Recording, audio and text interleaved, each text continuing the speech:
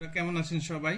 আশা করি সবাই ভালো আছেন। আজকে আপনাদের জন্য একটা অঙ্ক নিয়ে আসছি। অঙ্ক আসলে একটা বললে হবে না, একটা বর্গমূলের যত অঙ্ক আছে সব অঙ্ক নিয়ে হাজির হয়েছি, যাতে আপনারা বিসিএস পরীক্ষা সহ বিভিন্ন চাকরির পরীক্ষায় আপনারা ভালো করতে পারেন। আর আপনারা জানেন, যদি অঙ্ক ভালো পারেন তাহলে অনেক দূর এগিয়ে যেতে পারবেন।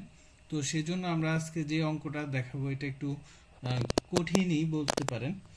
বলছে কি এখানে, কোন স্থানে যতজন লোক আছে তত পাঁচ পাঁচ পয়সা জমা করায় মোট 31.25 টাকা জমা হলো ওই স্থানের লোক সংখ্যা। এখন দেখেন, আমরা ওই স্থানে কিন্তু লোক সংখ্যা জানি না, তাহলে আমরা কি করব? আমরা ধরি মোট লোক সংখ্যা কত, আমরা কিছু না জানলে এক্স ধরি, এক্স জন। তাহলে এখানে বলছে যে তত 5 পয়সা, তাহলে প্রত্যেকে কত টাকা কইরা দিছে? 5 পয়সা কইরা।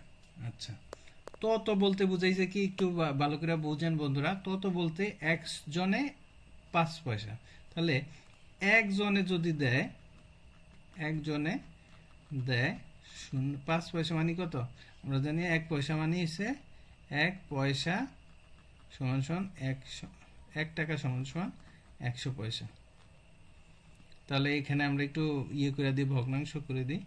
ভগ্নাংশ করে দিলে কি হইছে? 5 পয়সা মানে আমরা উল্টা করে দিব, 100 পয়সা সমান সমান 1 টাকা। টাকাতে নিতে হবে, তাহলে যেহেতু এখানে আমাদের টাকাতে আছে, তাহলে 1 পয়সা সমান সমান কত? 1/100। তাহলে 5 পয়সা সমান সমান কত? 5/100। তাহলে 100 মানে কয়টা দশমিকের পরে? 0.05। এই জিনিসটা কি বুঝতে পারছেন? যদি না পারেন আমি বলে দিচ্ছি, এখানে যদি 2টা শূন্য থাকে দশমিক 2টা সংখ্যার পরে, আর যদি 3টা শূন্য থাকে তাহলে 3টা সংখ্যার পরে দশমিক দিবেন। তাহলে একজনে দেয় 0.05 টাকা। এখন আর পয়সা বলবো না, ঠিক আছে? সুতরাং যেহেতু আমাদের কয়জন টোটাল? এক্স জন, তাহলে এক্স জনের দেয় 0.05 গুণ এক্স টাকা। এটা কিন্তু কয়জনে দিছে?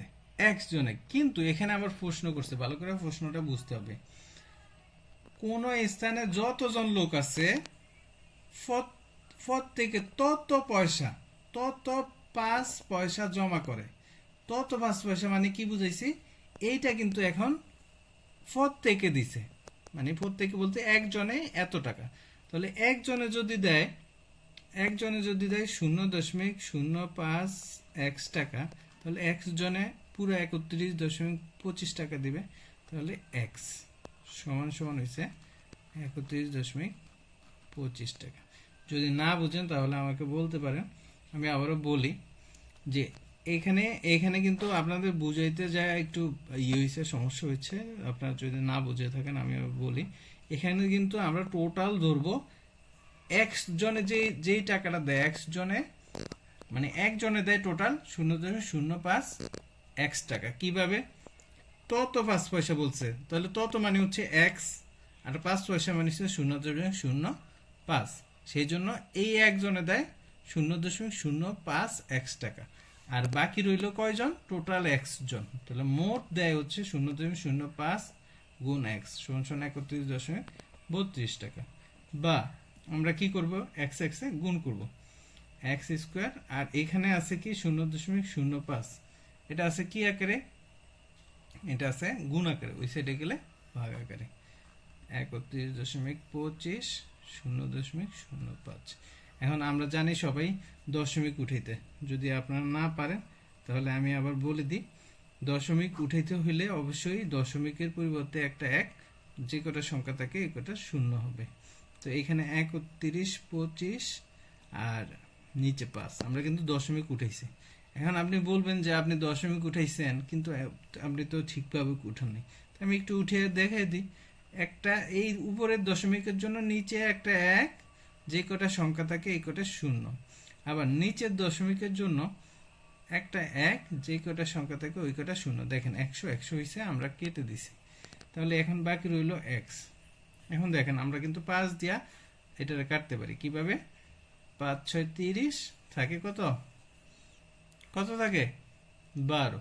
5 6 30 থাকে 12, 5 2 10 থাকে 25, 5 5 25। তাহলে আমরা কেটে দিলাম। তাহলে এখানে স্কোয়ার আছে, ওই সাইডে গেলে কি হয়? রুট 625। আমরা জানি 625কে রুট করলে কত হয়? যদি রুট করতে না পারেন তাহলে আমরা একটু দেখে দিই। প্রথমে 6, 6 মানে হচ্ছে কত? আমরা জানি যে 2 দেয়া যাবে, 2 2 4, সরি বাংলা ইংলিশ হয়ে যায়, থাকে 2, এখানে 2 এর ডাবল 4। তাহলে বাকি জোড়াটা উঠিয়ে দেব। এখন বলেন কত দিলে? যদি আমি এখানে 2 দিই, 42 দুগুণা হবে না, 3 দিই হবে না, 4 দিলে 4 4 16, 5 দিলে 5 5 25, 5 দিলে হইতে পারে। আমরা কিভাবে দেখি? এই 5, এখানে 5 দিলাম। দেখেন বন্ধুরা, 5 দিয়ে 5 এর সাথে গুণ করতে, 5 5 25 এর 5, 4 5 20, আর কত? 2, বাস। তাহলে মিলে গেল 25 আনসার। তাহলে x এর মান 25। বলছে যে মোট কতজন আছে, তাহলে আমরা বলবো 25 জন লোক ছিল। তাহলে অঙ্কটা যদি একটু ভালো লেগে থাকে, আপনারা সবাই আমাদের চ্যানেলটা সাবস্ক্রাইব করবেন, লাইক করবেন এবং কমেন্ট করবেন।